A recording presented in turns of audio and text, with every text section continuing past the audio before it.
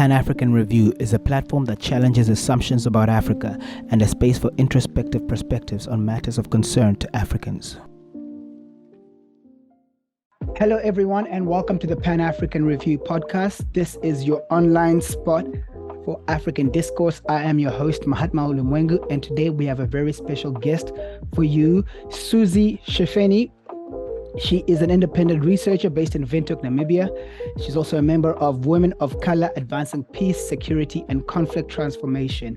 And we'll be discussing her article that she penned in the Pan-African Review titled South Africa's Nonalignment and Its Putin Predicaments. So I hope you guys enjoy, and be sure to like, share, subscribe, send this to your family and friends, and let us know what you think. We'll be back with Suzie Shefeni.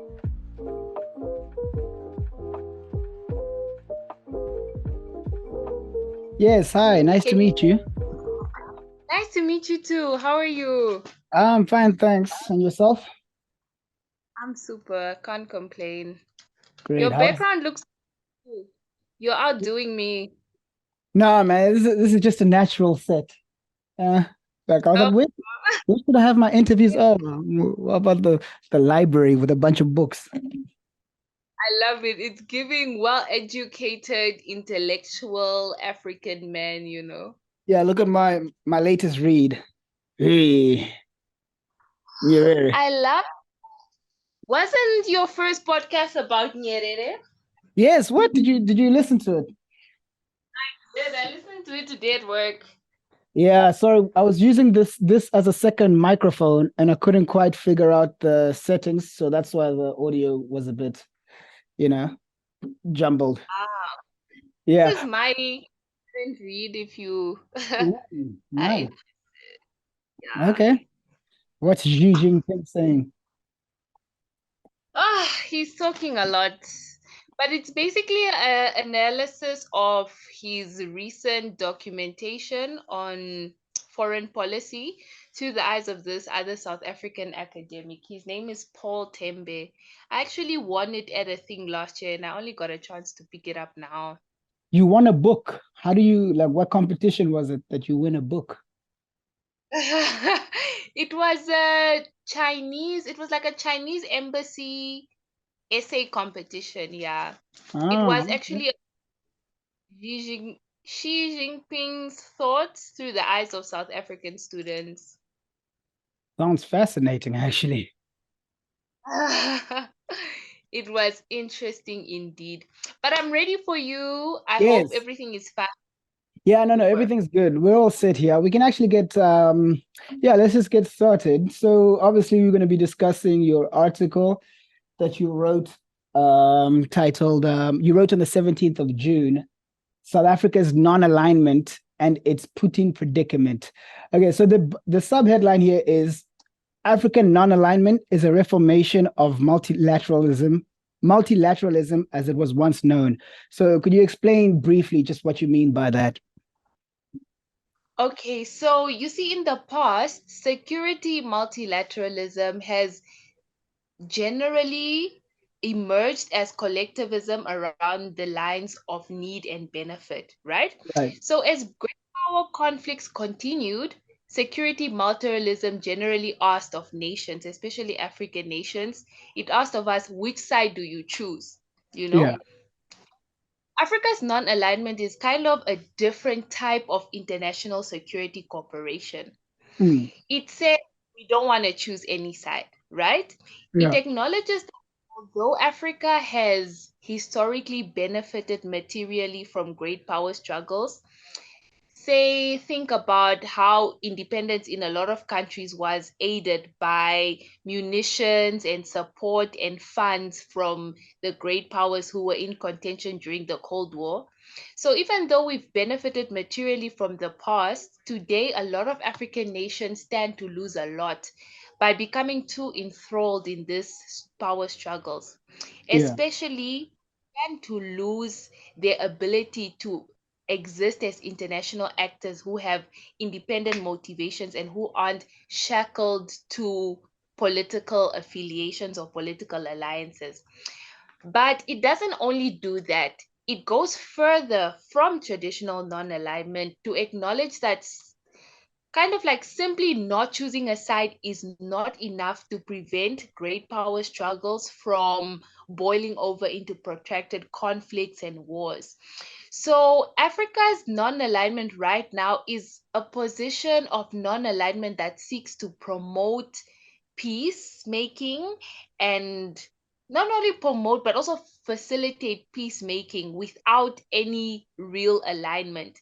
And this is what we saw with China's peacekeeping. No, I mean Africa's peacekeeping response to the Ukrainian invasion. Mm. Yeah, so why do you think that is, that Western leaders and journalists have such a hard time comprehending the non-aligned stance of African states? I mean, we could go, you mentioned a couple of examples in your article, but that's like an never-ending list of people who are just dumbfounded. Like, what do you mean? Russia is evil. We say they are evil, so call them evil. Why do you think they find it so hard to comprehend? Or are they just stuck in their own worldview that they dismiss any other perspective? I think that there's actually such an interesting contention with the West, how the West one and the rest of the world kind of views and interprets Africa's non alignment. And it's so interesting because if you think about Africa's diplomatic outlook at the end of the fall of the Soviet Union, Right. most African leaders began to seek out intimate partnerships with the West. Mm. So they sought out for aid, strategic economic relationships, diplomatic ties, security cooperation, all of it. They saw the West as this kind of pinnacle and they wanted to get close to the light as they could, you know? Yeah. And but after a while, I think many of these same nations began to see that their relationship with the West was unequal.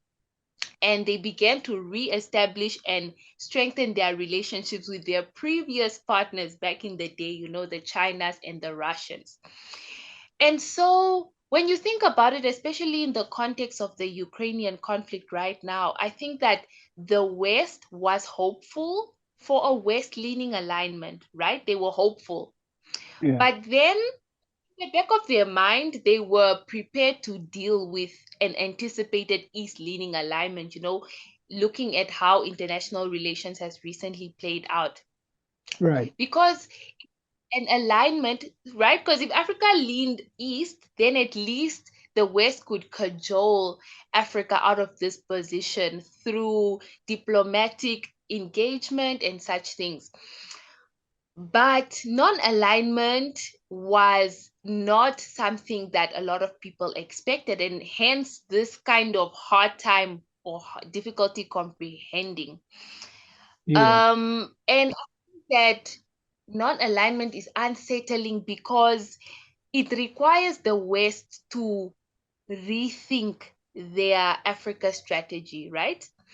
And it's hard to admit that you don't understand your contemporaries, especially if you're a great power. But it's also important for me to note that it's not only the West who have a difficult time comprehending this non alignment. And I think it's because ever since Bandung Conference and ever since the establishment of the non-aligned movement, some African states have not always acted non-aligned, even when they were proclaiming to do so. Yeah. They have their So, own self-interests, you know? I mean, the textbook example is President Nasser of Egypt. He was the president during the Cold War, and he was the president that actually played a big role in the creation of the non-aligned movement. But when the Suez crisis played out, Mm. he not only leaned one side, he leaned both sides, you know, and he Yeah. played both sides of his own advancement. And so I think that even in its history, non alignment has always been something that's really multifaceted and it has always had such an air of confusion around it. Yeah. And Russia trying to study how African nations actually cooperate around the tenet of non-alignment. I think that these leaders and journalists are rather looking for cracks in the presentation of non-alignment by African states like South Africa to find out if we are following this historical precedence. Yeah, that's a very good point. So, in the article itself, this was obviously written on the 17th of June, as I stated. Back then, you were writing about in anticipation of the BRICS summit that was to come, and then I think it took place between the 22nd and the 24th of August, if I'm not mistaken. Yeah, so now that it's come and gone, what are your main takeaways? Like, what were you anticipating that came to fruition? And just give us your basic thoughts as to the whole summit itself. You know, I think that I could speak until the end of Oh, this please, whole podcast let me just around lay it on me. Well, yeah, yeah, we'll take it from wherever.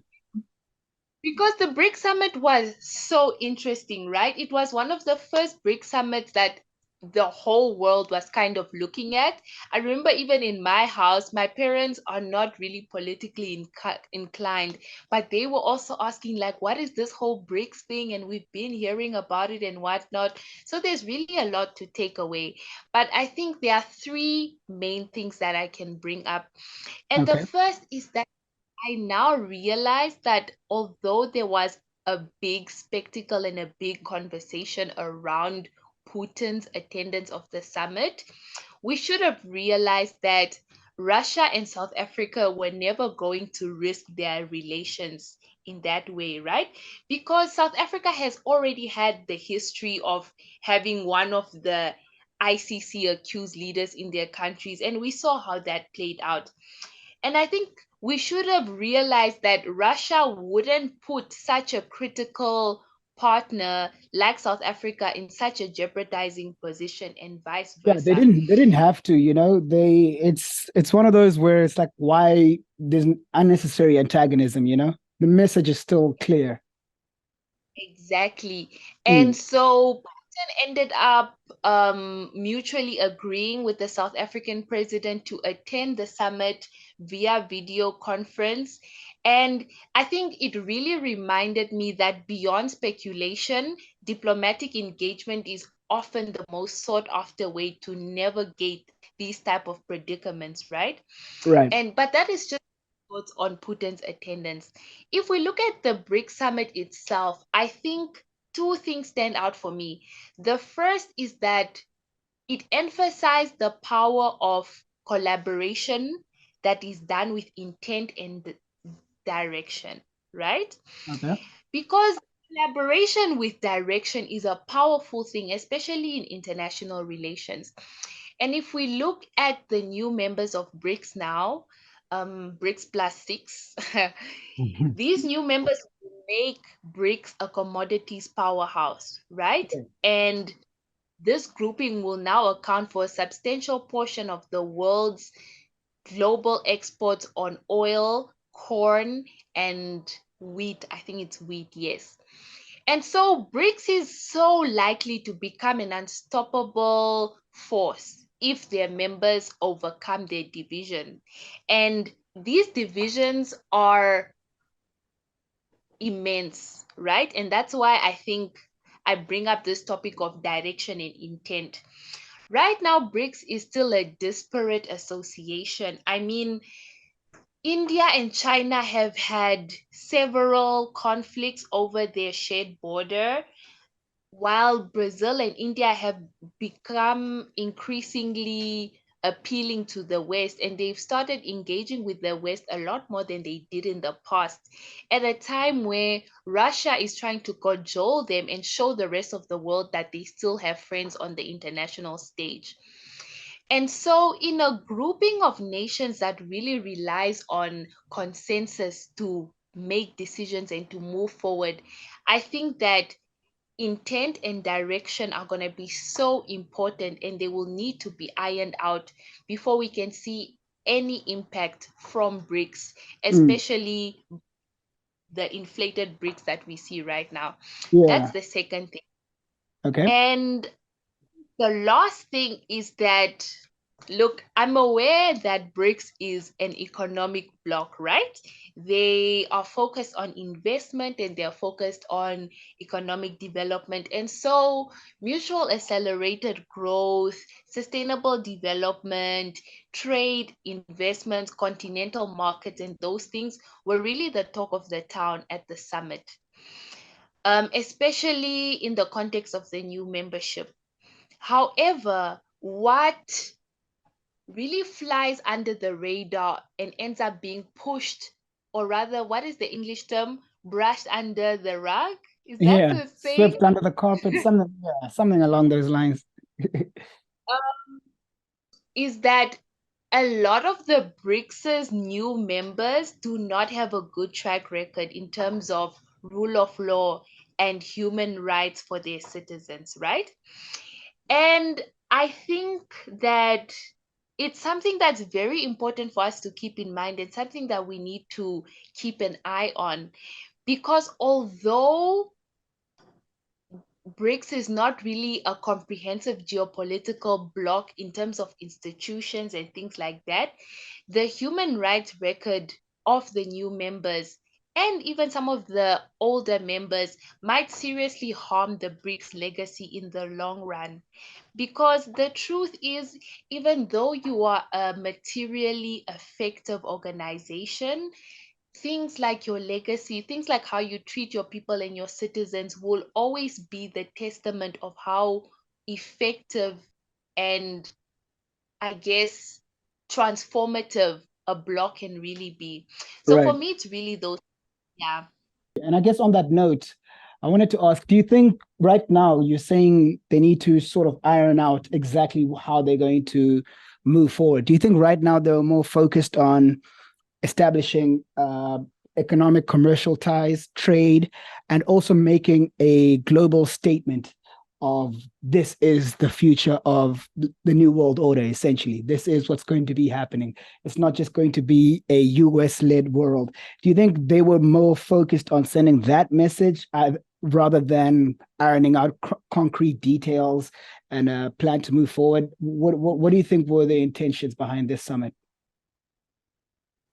I think that for a very long time, BRICS has marketed itself as kind of the creator or the advancer of Mm, this multipolarity in the international stage. right. So I think this summit really drove that point home because not only did they convene in such a extraordinary fashion, like I said earlier, the whole world was kind of watching what was going on at BRICS, but they also strategically, I totally believe that they strategically added these new members because these new members, one, all have a geopolitical significance in the global south, and two, all have a very large economic market and a large resource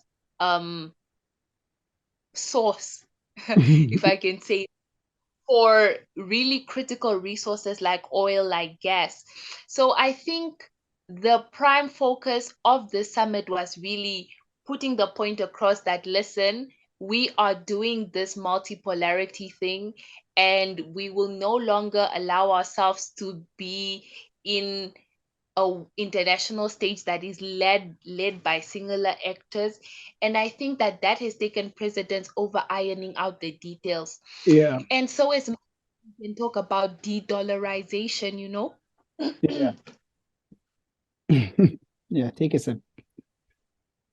as much as we can talk about de-dollarization, a lot of the political analysts and a lot of the economic analysts have been asking, okay, but how does this actually come into fruition beyond individual trading with countries? How do you establish the BRICS currency? And these questions so far have been left unanswered. So hopefully it is the agenda for the next summit, the Yeah. concrete details, because the concrete details will be the proof in the pudding. Okay. Yeah, that's true. So you mentioned just now that there was a lot of noise made over the potentiality of President Putin traveling to South Africa himself for the summit. Uh, the International Criminal Court has an arrest warrant out for his arrest. Well, considering neither Russia nor the United States are members of the ICC, how do you respond to the strong arm tactics of the Western powers? And I can't remember if it was Donald Rumsfeld, somebody within the US government uh, essentially stated that they can't be members of the ICC because eventually they would have to go after American presidents and American. So they made an active decision not to be a member of the court because they've committed so many crimes around the world that they don't want to be held accountable for those crimes. Now they are bullying countries like South Africa, saying you gotta arrest him if he touches down on your land. So how do you respond to that? I just find it's so the hypocrisy is just it's almost hilarious to me personally. I don't really have much to say about that. I can just point it out and laugh. What's your response to such tactics? You know what? I think that I can also begin by pointing it out and laughing. And the thing is, this is not new thinking, you know? Mm, A lot of African leaders have come time and time again to call for the reformation of the ICC and also global participation in the ICC. Because to make it 100% categorically clear, I do not think that we can create a better world, a world with justice, if both the United States and Russia are not members of the International Criminal Court. mm, The thing is, in order to pursue war crimes and justice for crimes against humanity and genocide, we need to have global ascension to institutions like the ICC, right? Because it needs everybody to work, right? You can't just opt out and say, okay, I don't want to be judged for this, so I'm not going to sign on to it. It destroys the legitimacy of ICC, and it also destroys the effectiveness of ICC. yeah, And so I think that although the West has often portrayed themselves as the purveyors of morality, even when they haven't been acting moral, right. although they are considered the purveyors of morality, they cannot force other countries to enforce ICC rulings because they're not a member, right? And it's kind of this idea when you say the pot is calling the kettle black, Right. right? If both countries are not in ICC, then they should either one, not comment on ICC matters, or two, join ICC and help to enforce this vision of justice that we want to see come up in the world. Or else the ICC and all this talk of justice will only be a symbol of what it could have been. I don't know Yeah. if that's a question, but that has generally been my thinking around the topic, Mm, especially considering who talks about ICC and who's actually a member of ICC and who acts on behalf of ICC. right. I think it was Noam Chomsky said that if the Geneva Conventions were upheld, every US president post World War II would be hanged because they're all brazen criminals on the international stage, but there is no accounting for that. It's pretty much keeping everyone else in line, following their lead. I don't know. This stuff always fascinates me. It also brings up a wonderful thought or process of thought to think about which bodies on the international stage are considered as legitimately human, right? Right. Because if a lot of atrocities were carried out elsewhere instead of the places where they were carried out, say Afghanistan, here in Libya. Africa, if they elsewhere in Paris at the Sorbonne, we would have a completely different reaction. So, yeah. Okay, so what do you think the significance is of countries such as Iran and Saudi Arabia joining BRICS? Not just you mentioned de-dollarization, but also the fact that they're Sunnis, in Saudi Arabia and the Shias in Iraq, Iran, they are very much, they've historically been at odds with each other. And the fact that they're actually putting some of these disputes aside to join an economic bloc together, what is the significance of that, do you think? I think it's quite significant. Earlier this year, we actually saw the restoration of relations between Iran and Saudi Arabia, and that Yeah, was a commendable forward, right? And what we've been talking about a lot in the global south is collective action, right? Putting our differences behind and understanding that we have kind of a common goal, which is ascending from the subaltern. And so I think that Saudi Arabia and Iran joining BRICS is one, hopefully, let me say hopefully, a sign we as the global south are shifting our perspective as to how we want to organize and how we want to collaborate and which matters we are willing to put above others, you know? right. But I think the second thing that it also does is that it genuinely it turns BRICS into a powerhouse, right?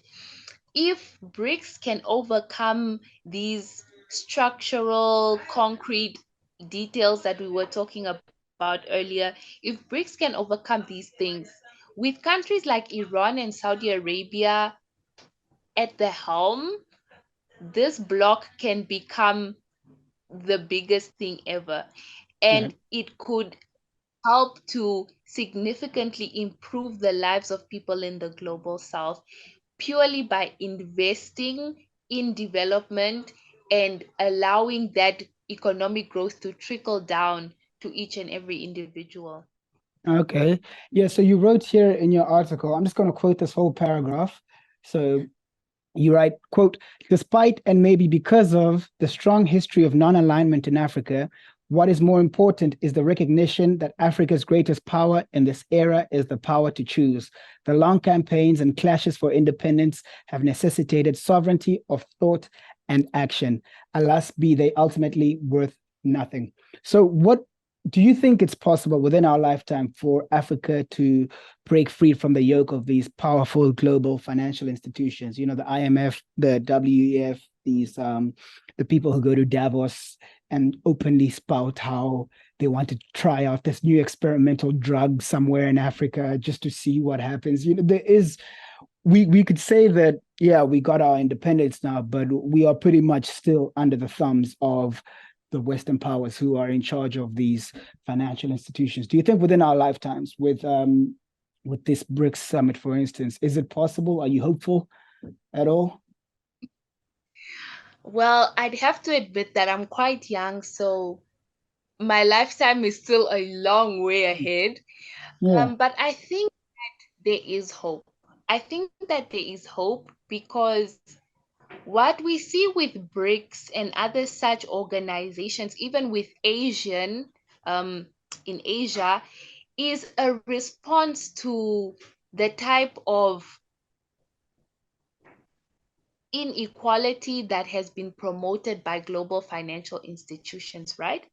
right. And for a really long time, a lot of nations in the global south and in Africa did not have any other option, right? If we think about the time post independence, IMF and World Bank were the only options that we had. And Mm, now there are options. There are different power blocks, there are different international organizations, there are different geopolitical sources of wealth, like the Chinese Development Bank and all of these things. And so I think that one, the availability of different financial avenues is already a sign that we have options to break away from the financial yoke, you know.